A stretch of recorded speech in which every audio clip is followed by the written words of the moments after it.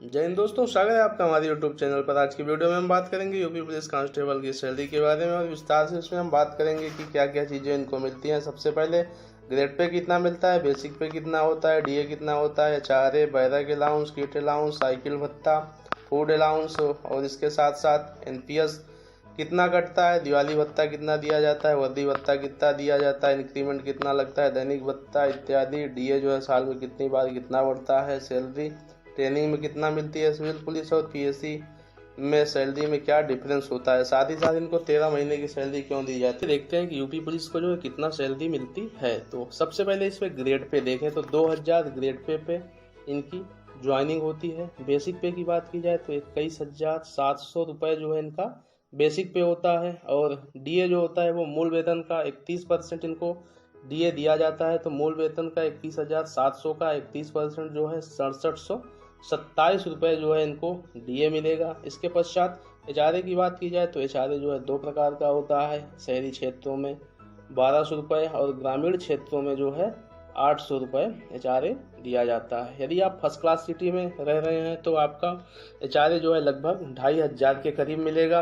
और barrack allowance की बात की जाए तो बैरक अलाउंस जो है वो 456 रुपये आपको पर महीने बैरक अलाउंस दिया जाता है।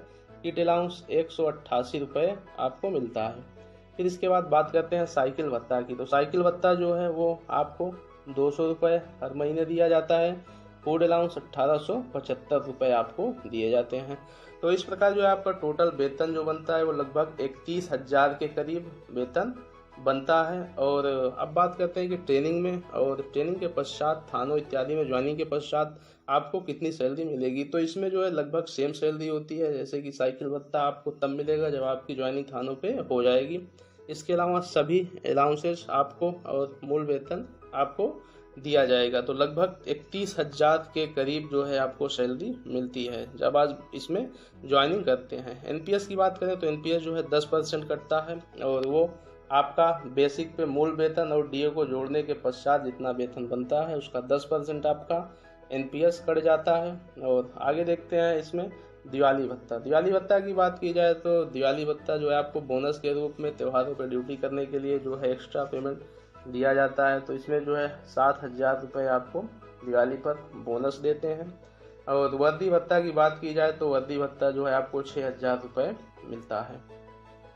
इसके पश्चात देखते हैं कि इंक्रीमेंट जो है आपका कितना लगता है। तो सभी चाहते हैं कि वेतन उनका बढ़े। तो मूल वेतन जो होता है आपका साल में एक बार बढ़ता है जुलाई महीने में। और इंक्रीमेंट जो है आपका 3% लगता है जुलाई महीने में। तो क्या होता है कि जब जुलाई की पेमेंट आपकी आती है तो उसमें 3% का इंक्रीमेंट लग के आपका मिलता है और वेतन जो है 3% बढ़ जाता है। इसके पश्चात दैनिक भत्ता की बात करें तो दैनिक भत्ता क्या होता है कि जब आप अपने थानों से निकल के 8 किलोमीटर दूर ड्यूटी करने के लिए जाते हैं और वहाँ कम से कम 8 घंटे आप स्टे करते हैं तो आपको फर्स्ट क्लास सिटी के लिए दैनिक भत्ता 390 रुपये, सेकेंड क्लास में 300, थर्ड क्लास में 240 रुपये दैनिक भत्ता आपको दिए जाते हैं।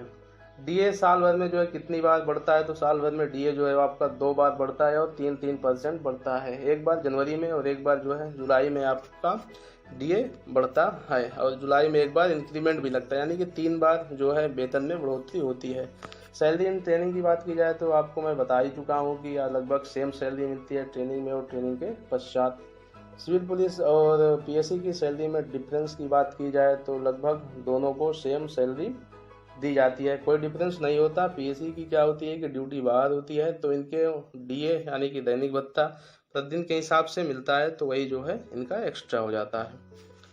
आगे बात की जाए 13 महीने की सैलरी, तो पुलिस को जो है 13 महीने की सैलरी दी जाती है क्योंकि संडे वगैरह को इनको छुट्टी इत्यादि नहीं मिलती। 24 घंटे ड्यूटी होती है, इसलिए 1 महीने की एक्स्ट्रा सैलरी आपको मार्च महीने में दी जाएगी। यानी कि मार्च महीने में आपकी 2 सैलरी आएंगी, एक एक्स्ट्रा सैलरी आती है और एक फरवरी महीने की सैलरी आती है। तो इस प्रकार मैंने आज के वीडियो में कांस्टेबल से रिलेटेड जितने भी सैलरी से संबंधित आपके प्रश्न थे उसको दूर करने की कोशिश की। इसके अलावा भी यदि आपके कोई क्वेश्चन या डाउट है, यदि आप और भी कुछ जानना चाहते हैं तो आप हमसे कमेंट के माध्यम से प्रश्न पूछ सकते हैं।